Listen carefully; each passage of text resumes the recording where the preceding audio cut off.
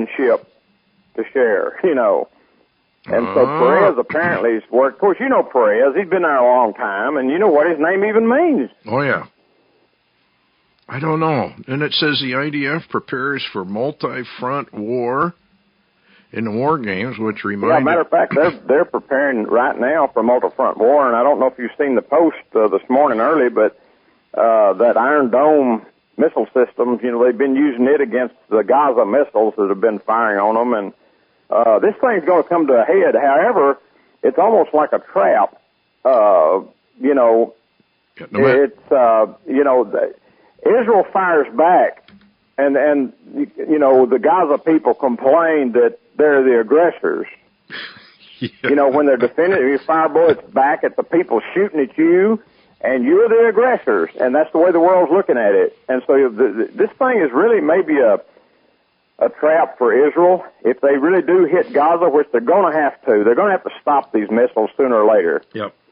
And when they do, Obama may decide to pull another Libya. Well, this business, you know, this was George Bush said that they wanted to go in, I think it was 5 or 7 states before 2012 and take them over. And I'm wondering if they're, you know, if he's not just following the George Bush doctrine.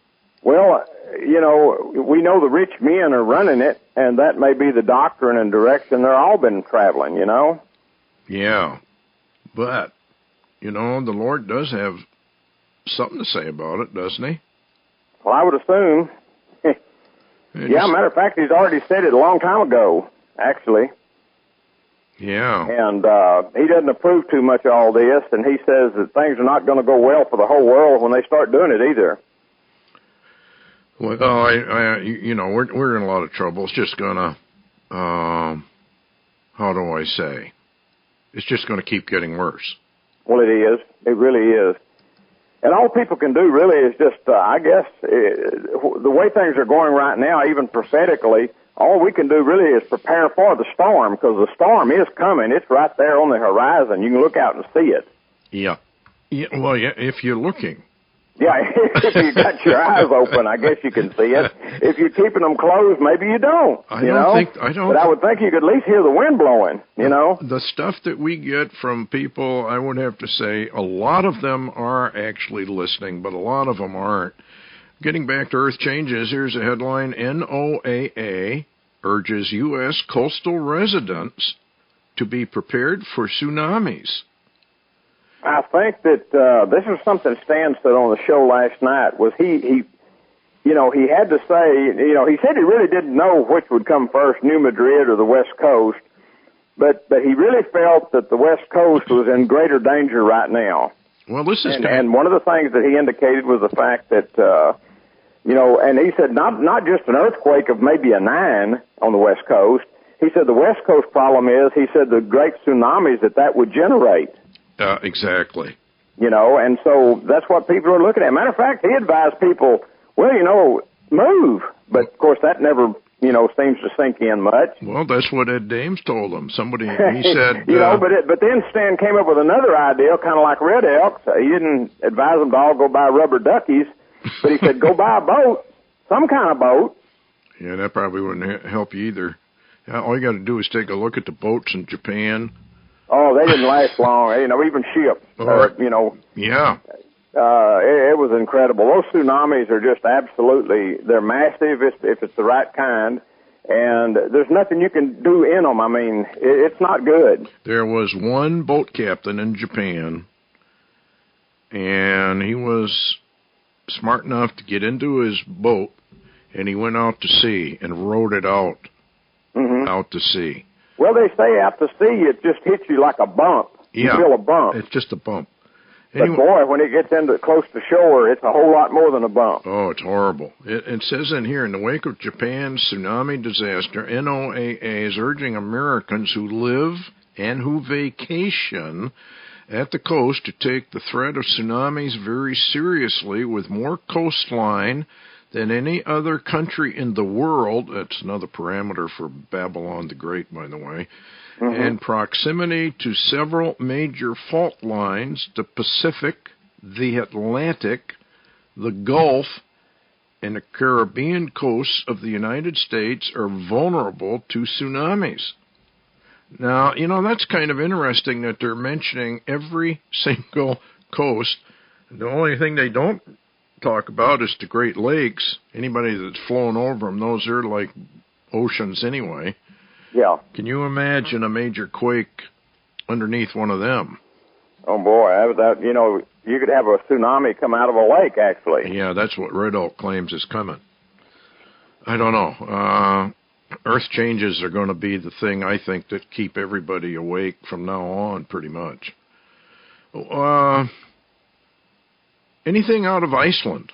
I haven't seen a thing, and yet I know perfectly well they got to be still having quakes up there. I'm sure they are, but the data is so clean, Stuart, you barely even find a notice on any of the earthquake reports anywhere. I mean, it's just simply no data, basically.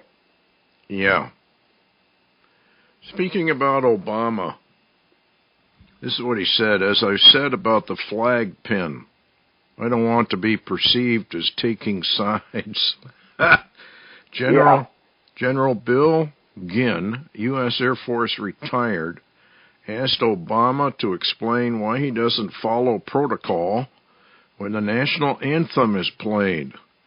The general stated to Obama that according to the United States Code, Title 36, Chapter 10, Section 171, that during rendition of the national anthem, when the flag is displayed, all present, except those in uniform, are expected to stand at attention facing the flag with their right hand over their heart, or at the very least stand and face it. Now get this. This is what Senator Obama said. As I've said about the flag pin, I don't want to be perceived as taking sides. There are a lot of people in the world to whom the American flag is simply a symbol of oppression. The anthem itself conveys a warlike message. The bombs bursting in air and all that sort of thing. He continued, the national anthem should be swapped for something less bellicose. I like the song. I'd like to teach the world to sing. If that were our anthem, well, then I might salute it.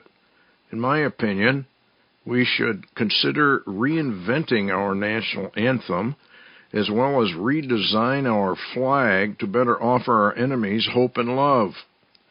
It's my intention, if elected, to disarm America to the level of acceptance to our Middle East brethren.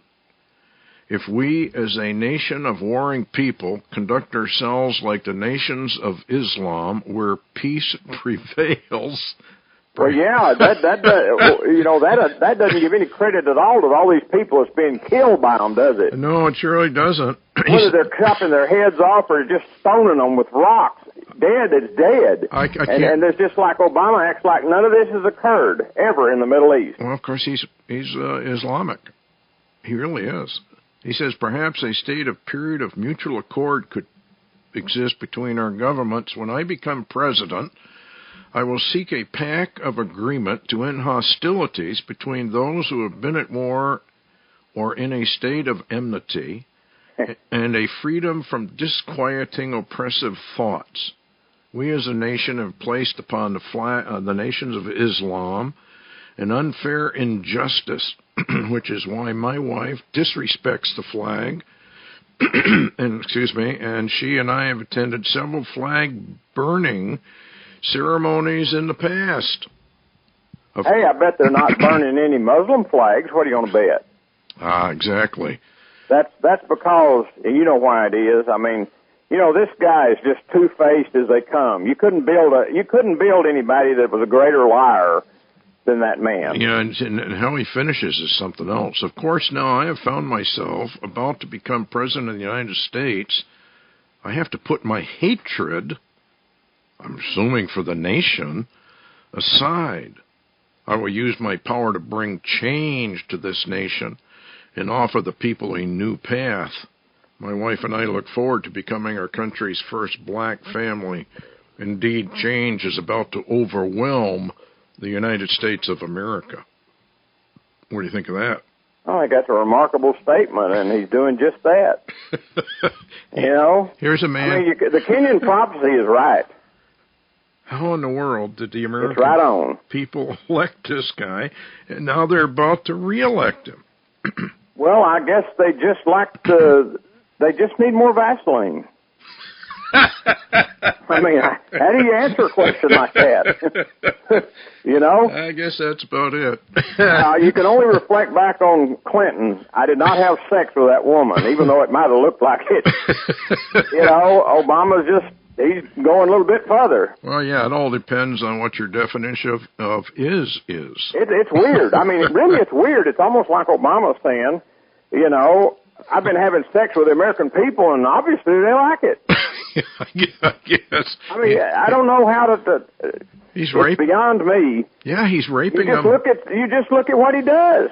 He's raping them financially, and they love it. Absolutely. Yeah, he's taking everything he can take and enjoying every minute of it. Well, that's probably because the American people are so stupid they don't know what's happening to them. Although they should be able to figure out when you go.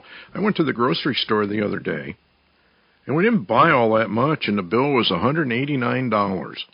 I couldn't believe it. Yeah. I was in Walmart the other day, and I asked them, why is it when you come to Walmart now, if you just get a little bit in your buggy, and you know, it costs so much? People don't realize what's happening to them because they do not include food and they do not include energy prices in the index for inflation. Yeah. They took those out because they knew perfectly well if they put them in there, the true inflation rate would be obvious. And then Walmart, just recently, the CEO of Walmart said, look out, big inflation coming. I mean, that's coming from Walmart. Oh, yeah, they know it's fixing to really hit the fan. I think is where some of this is headed, you know. Speaking about Earth changes again, Arctic ozone levels and never-before-seen plunge. Talking about Earth changes. The ozone layer has seen unprecedented damage in the Arctic this year due to cold weather in the upper atmosphere. By the end of March, 40% of the ozone in the stratosphere had been destroyed. The other previous record was 30%. Ozone layer protects against skin cancer, but the gas is destroyed by reactions with industrial chemicals. Anyway, they say that the UV ratings now may go up. Well, this is really what Standeo had been warning about, you know, with the anomalies that were occurring in the atmosphere. And of course, there's a UN report from, I guess, what they call UN Weather Agency or whatever they call that thing, out of Vienna. Right. No, not Vienna. It's out of Switzerland, Geneva. Okay. Just came out and said this last winter that we had, which was 2010-2011 winter, that there was the greatest depletion of the ozone that has ever been seen on the planet. And, you know, ozone basically is a protectant. Yeah, it says in here in the headline, with no ozone layer, you would have 70 times more UV than we do now. In other words, it'd be off the charts. Well, it'd fry you, it'd kill you, you know? Yeah. But there's nothing going on. It's a non-event. Huh. That is strange. Yeah.